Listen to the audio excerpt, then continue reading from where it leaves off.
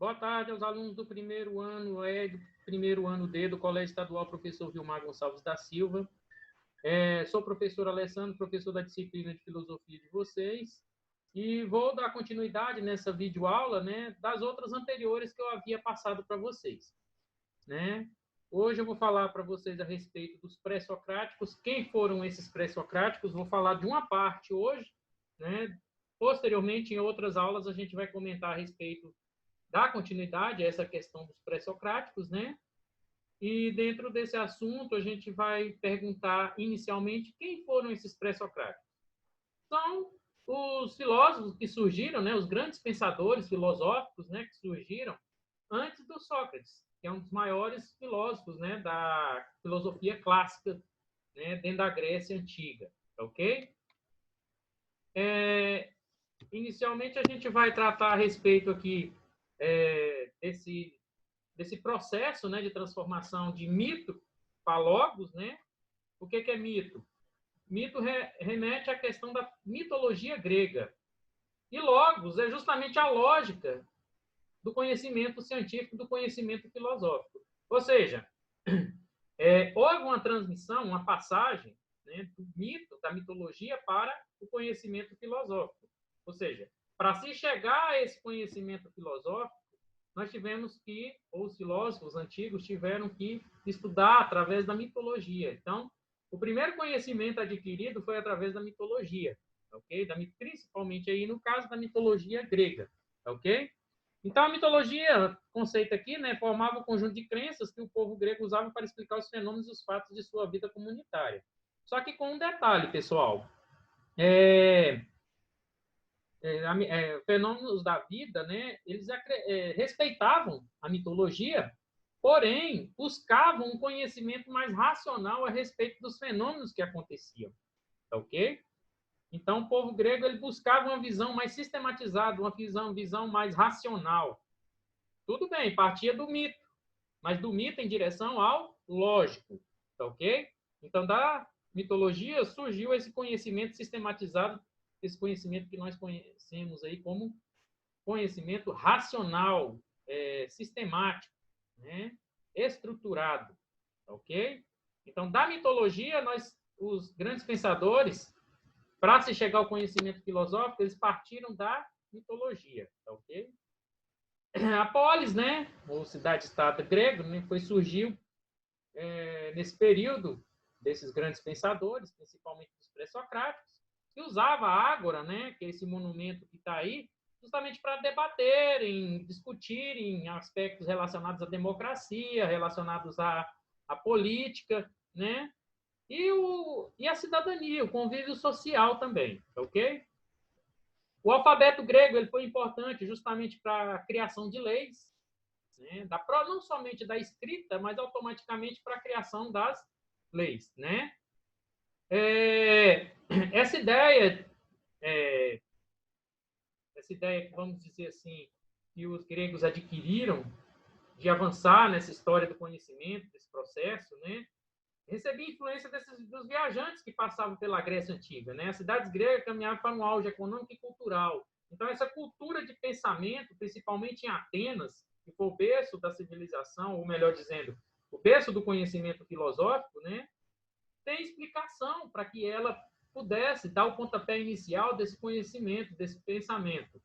Como, por exemplo, que eu expliquei para vocês, né? O ato de debater, usava a ágora, as ruínas da ágora aí, onde os grandes, na imagem, onde os grandes pensadores, né, não só os pré-socráticos, mas também os socráticos, né, no período, né, já do período posterior a Sócrates, discutiam, né, as virtudes, a ética, a moral, a cidadania, a democracia, a política, discutia vários assuntos relacionados à conduta ou à organização social, ok? Mas isso foi recebido de herança devido aos visitantes que passavam pela Grécia Antiga naquele momento, tá?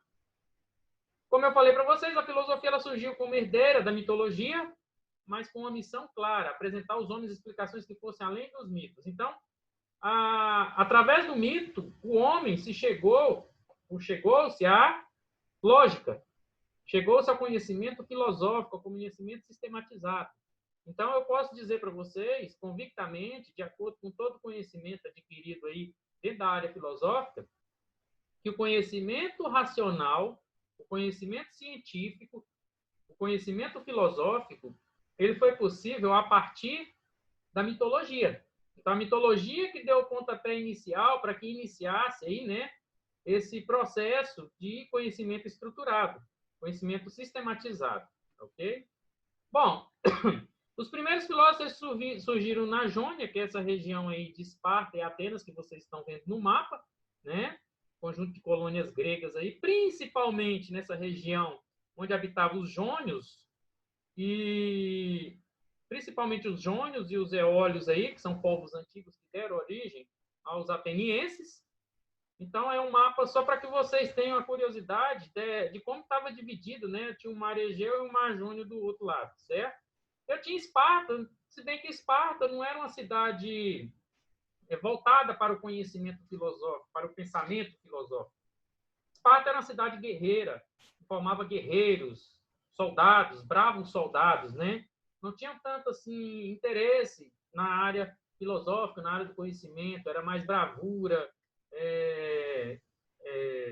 coragem, audácia, certo? Voltava-se mais para a questão da guerra, da proteção territorial, Esparta, né? Bom, na realidade, os primeiros filósofos, né, que surgiram, os pré-socráticos, eles acreditavam que havia explicação racional para os fenômenos. Por isso que eu falei para vocês que, a partir da mitologia, tudo bem, os filósofos respeitavam a crença religiosa da mitologia e reconhecia que, através da mitologia, era possível o quê? Haver um conhecimento racional, tá certo? Então, os fenômenos eram aceitos dentro da mitologia, porém, os filósofos queriam algo a mais, queriam uma explicação mais racional, mais física, né? Não tanta subjetiva, e sim mais racional, tá ok? Então, dos princípios fundamentais, está aí colocado para você, foi o arquê, né? Que foi o quê? A descoberta do universo. Como que surgiu esse universo infinito com seus planetas? Eis o grande questionamento, né, dos grandes filósofos aí. Perguntava-se como deu origem a esse universo, o que compõe e o que sustenta esse universo, certo? Tudo isso foi os primeiros princípios, né, os princípios de pensamento filosófico, já um princípio de pensamento racional. Então, ele queria estudar o cosmos, queria estudar o universo.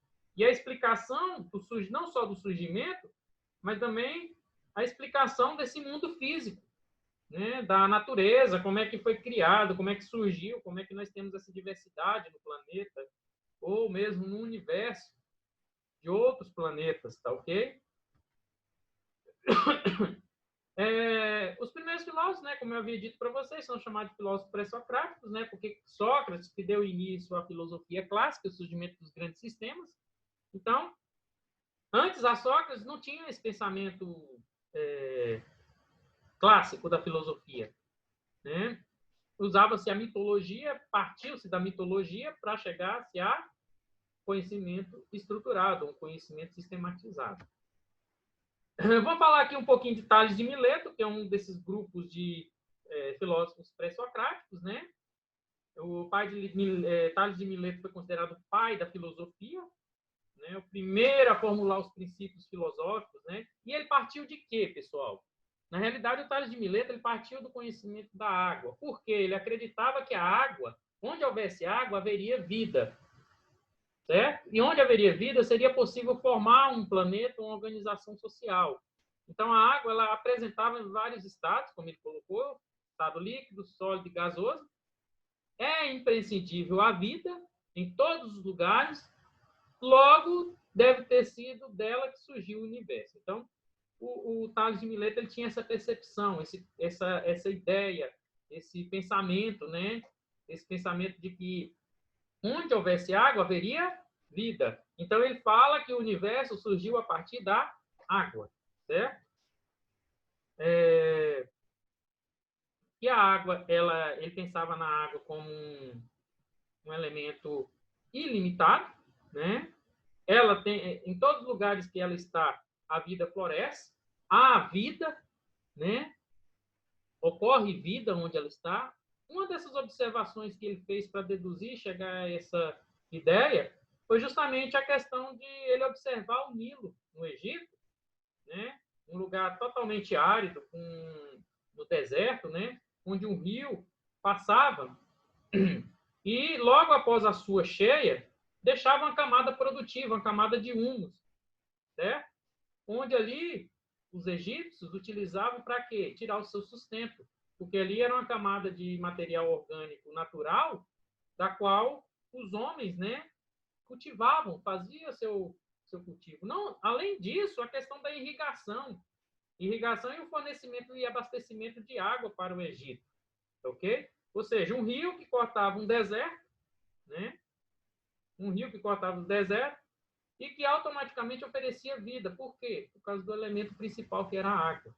Okay? Então, diante desses argumentos aí, o Tales de Mileto ele chegou à conclusão que o universo só foi possível surgir a partir do momento que houve água. Okay?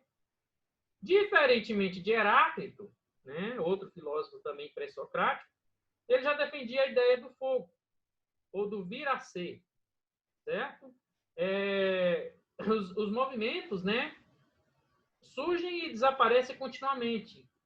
Então, ele achava que a questão do fogo transformava alguns elementos em outros. Ou seja, não havia destruição total. Um elemento é fruto e consequência do outro, né? Nada desaparecia. As coisas se transformavam. Por isso veio aquela ideia, né? Tudo a matéria se transforma. Ela não se extingue, ela se transforma. Então, por quê? Porque tudo está em constante movimento. Então, ele defendia, por exemplo, o fogo, você queima ali e ele vai transformar um objeto num outro objeto totalmente diferente. Então, mas não, ou mesmo até em cinzas, né? E também não deixa de ser algum objeto, ok? Parmênides de Eleia, para ele não há movimento, ou seja, tudo que nós observamos no mundo que tem movimento não passa de uma ilusão causada pelos nossos próprios sentidos. Nós observamos aquele movimento, o nosso cérebro capta aquele movimento. O princípio do universo é o ser, que é eterno, imóvel e origem de todas as coisas. Então, ele relacionando isso com o universo, o Parmênides acreditava que o universo surgia de acordo com a concepção de cada ser humano. Cada ser humano tinha uma concepção em relação ao universo. Por exemplo, se a Terra tem um sistema de rotação, é porque nós, como seres humanos, percebemos que ela tem esse movimento. Certo? Então, tem que ter um ser pensante, da qual observa aquele movimento, e ao observar aquele movimento, tira a conclusão de que existe aquele movimento. Mas existe aquele movimento aonde? Na concepção de cada um de nós. Tá? Porque, para ele, o próprio universo ele é um local imóvel, apesar de ser a origem de todas as coisas, porém, é imóvel. Ok? Bom, pessoal, eu quero agradecer vocês pela participação. Essa videoaula foi uma certa inovação que eu fiz para que vocês pudessem ver também como eu estou aqui, o professor de vocês, né? Matar um pouquinho a saudade aí. Eu quero agradecer a todos pela atenção. Na próxima aula, a gente vai continuar falando ainda desses pré-socráticos, vou falar de outros nomes também importantes, né? Para a filosofia e para o conhecimento sistematizado, né? Quero agradecer a participação de todos, repito. Espero que vocês estejam bem, estejam se cuidando aí, ok? E que na próxima aula a gente possa, vamos dizer assim, na próxima aula a gente possa ter assim um contato, né, mais próximo aí com vocês, tá ok?